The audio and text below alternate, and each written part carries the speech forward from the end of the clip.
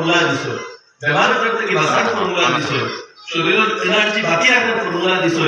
যদি শরীরের মধ্যে শক্তি, এনার্জি, তাকত বাকি রাখতে হয়, সুস্থ স্বাস্থ্য আপনার রাখতে হয়, তাহলে আগুন নিতে হবে।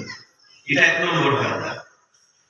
2 নম্বর ফায়দা, যে জিনিসটা থেকে আমরা রাইট দিন এক করিয়া আগুন ঘুমটা কেউ আপনি পয়সা ভালো হইবা, আগুন ঘুমটা কেউ আপনি ধনী হইবা, পয়সা ভালো হইবা। আর ফজরের সময় ঘুমো থাকলে আপনি অভাবী হইবা। আল্লাহ রাসূল আলাইহিস সালাতু ওয়াস সালাম বারাকাতু উম্মতি ফি বুকুরিহা, যারা আগুন ঘুমটা কেউ উঠোয়, আগুন খাজল আগুন, এরা কামো বরকত থাকে। বেশ দূরে যাওয়া লাগতো না, আমি প্রায় উদাহরণ দিই। ও পার্শ্ববর্তী এলাকা, পার্শ্ববর্তী রাজ্যে ডিমাপুর শহরের উদাহরণ লইলেন। অত পয়সা ইনো ফেলে, কারণ তারা ফজরের লগে লগে কারবার শুরু করে দেয়।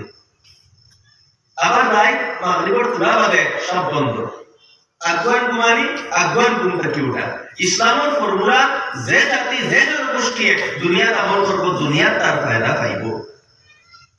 এগুলো আল্লাহর ফর্মুলা। দুনিয়া আল্লাহ তাআলা সবার লাগে সমান বিচার আছে। ইমানদারে করলেও এটার ফল পাইব দুনিয়া, ইমান নাই কিন্তু ভালো কাজ করছে তার ফল পাইব।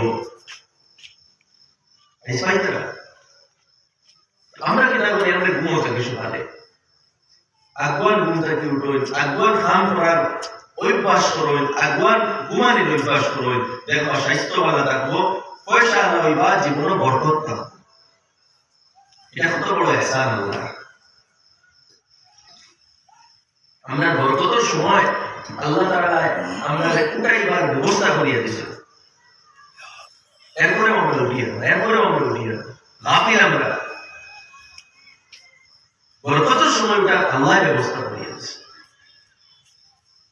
এরপরে দেখবেন আল্লাহ সুবহানাহু ওয়া তাআলা লম্বা সময় কোন নামাজ দিছেন না খেলে, এই সময় আপনি আপনার জরুরত পুরা করতে, আপনার কামাই, আপনার রুজি রোজগার গুলো করতে। ওয়াজআলনা আন-নাহারা মাআশা, এই দিনপুর টাইম বিশেষ করে ফজর থেকে জোহর, আপনার জব, আপনার কারবার, আপনার যেগুলো আছে টাইম করতে লম্বা সময়।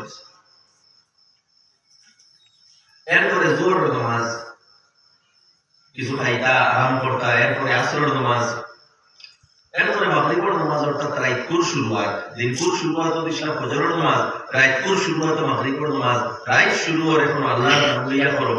এরপরে এশার নামাজ। একটা রুটিন আমরা মেইনটেইন করা শেখানি হয়েছে।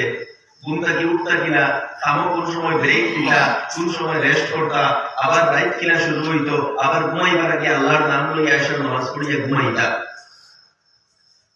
এই সিস্টেমের মধ্যে আমরা যে দৈনন্দিন চলার সিস্টেম, এই সিস্টেমের মধ্যে আল্লাহর ইয়াদ করা, ওটারে আমাদের উপরে ফরজ করা হয়েছে যে নামাজের মাধ্যমে আমরা আল্লাহর ইয়াদ করতাম।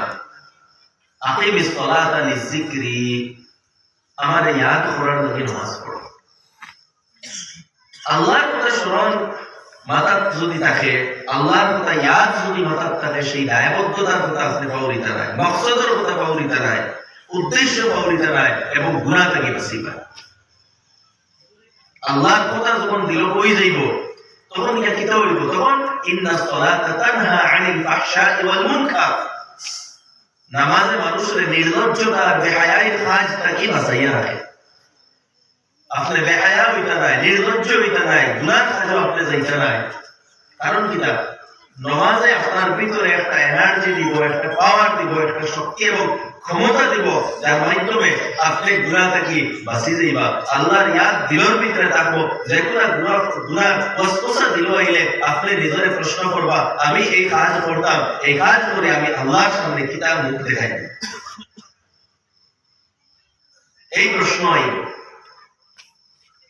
প্রশ্ন এটা যদি আপনার নামাজটা প্রকৃত এবং পরিপূর্ণ নামাজ হইতো, যেটা কুরআনে পাক আল্লাহ তাআলা ফরমাইছে যে ওয়াল্লাযীনা হুম ফি সালাতিহিম খাশিউন, ওয়াল্লাযীনা হুম মুসাল্লুন ফরমাইছে যারা নামাজ পড়ে, ওয়াল্লাযীনা হুম ফি সালাতিহিম খাশিউন ফরমাইছে যারা নামাজের মধ্যে বিনয়ী হয়, খুশু থাকে, দিলের মানে খেয়াল দিয়া নামাজ পড়ে।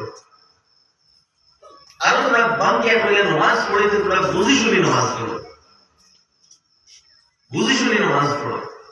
আমি প্রায় কই আমরা ইবাদত নামাজ ওগুলা তোরা বুঝাতে থাকি।